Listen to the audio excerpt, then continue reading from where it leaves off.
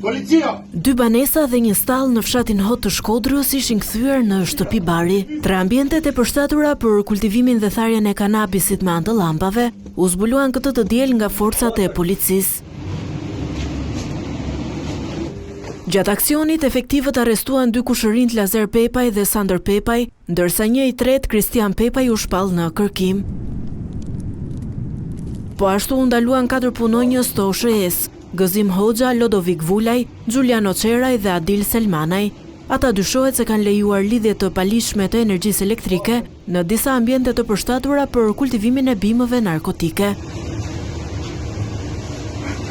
Gjatë operacionit u sekuestruan 1100 bim kanabis, 1 kilogram e 800 gram kanabis në formë boçe, 300 lampa, si edhe aspirator, panele neoni e filtra ajri që përdoreshin për kultivimin e drogës.